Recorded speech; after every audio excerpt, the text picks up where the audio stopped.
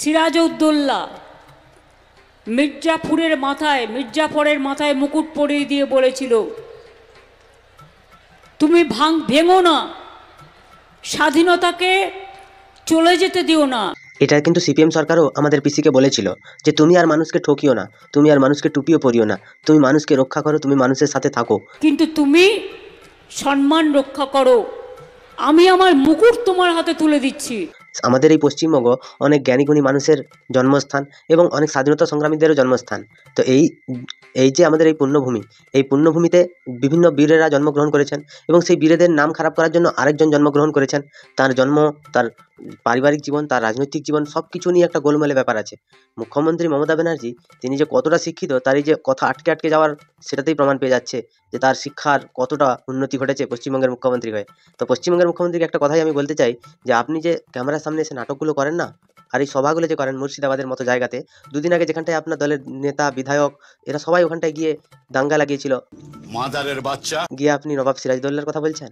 সিরাজউদ্দৌলা কি করেছেন আর আপনি কি করছেন দুটোর সাথে মিলিয়ে আজকে আপনাকে একটু ধনেপাতা দিয়ে বাড়বো। তো চলো আর বেশি না বকে ভাট, আজকের ভিডিওটা শুরু করা যাক। তো হে বাঙালি, হ্যালো বাঙালি, নমস্কার বাঙালি, কেমন আছো তোমরা সবাই? আশা করি অনেক অনেক ভালো আছো। তো আজকের একটা নতুন ভিডিওতে তোমাদের সবাইকে অনেক অনেক স্বাগত। ঠিক আছে। মুর্শিদাবাদ জেলায় দাঙ্গা মানুষ পছন্দ করে না। তৃণমূলের নেতারা যারা প্রতিনিয়ত দাঙ্গা করার জন্য নিজেদেরকে বিলিয়ে বেড়াচ্ছে, মানে এই যে মুর্শিদাবাদ জেলা, এটা শুধুমাত্র তৃণমূলের দাঙ্গার গর্ব। পশ্চিমবঙ্গে মালদা, মুর্শিদাবাদ, নদিয়া এইসব জায়গাগুলোতে না বাইরে থেকে লোক ঢুকিয়ে তৃণমূলের নেতারা বাংলাদেশ থেকে লোক আনিয়ে রোহিঙ্গা পুষে রাখার একটা গর্ভস্থান। তো সেই গর্ভস্থানে মুখ্যমন্ত্রী সেখানটায় গিয়ে সভা করতে গেছেন এবং তিনি অনেক কথাই বলছেন যে সিরাজউদ্দৌলাকে নিয়ে অনেক ইতিহাস আছে। তো সত্যি তৃণমূলের ইতিহাসগুলো যে এই বছর ভোটে পাতিহাস হবে সেটা কিন্তু পশ্চিমবঙ্গের মুখ্যমন্ত্রী কটা দিন পরেই টের পাবে।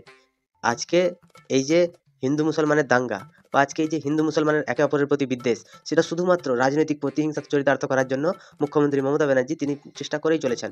না হলে কেউ সরকারের টাকায় মন্দির তৈরি করে, সরকারের টাকায় মাদ্রাসা দিয়ে ছেলে মেয়েদেরকে ইসলামের শিক্ষা দেওয়া হয়, এগুলো কি মজা চলছে?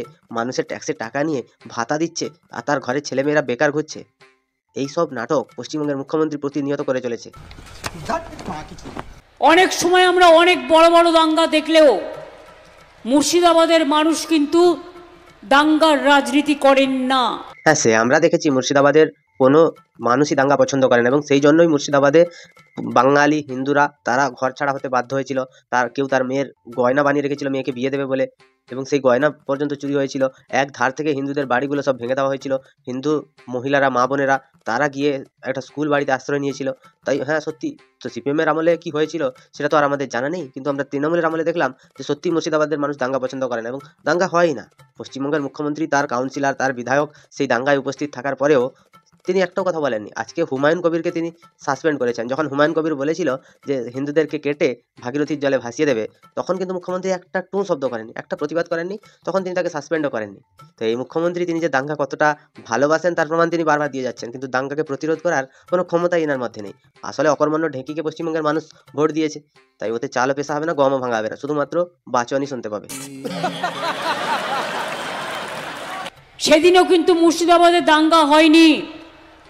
মাঝে ধুলিয়ানে একটা ঘটনা ঘটেছিল, আমি নিজে এসছিলাম, এবং জঙ্গিপুরে একটা ঘটনা ঘটতে যাচ্ছিল, কিন্তু আমি সংখ্যালঘু ভাইদের ফোন করেছিলাম, রাবিউলকে হসপিটাল থেকে তুলে এনেছিলাম, আমি জাকিরকে ফোন করেছিলাম, আমি মিউনিসিপ্যালিটির চেয়ারম্যান, তাকে রাস্তায় দাঁড় করিয়ে সংখ্যালঘু ভাইদের বলেছিলাম, ভাই বোনদের তোমরা রক্ষা করো যাতে হিন্দুদের ওপর কোনো অত্যাচার না হয়। হ্যাঁ, সত্যি মুখ্যমন্ত্রী মমতা ব্যানার্জি তিনি মুসলিমদেরই দায়িত্ব দিয়েছিলেন যে হিন্দুদের উপরে যেন কোনো অত্যাচার না হয়।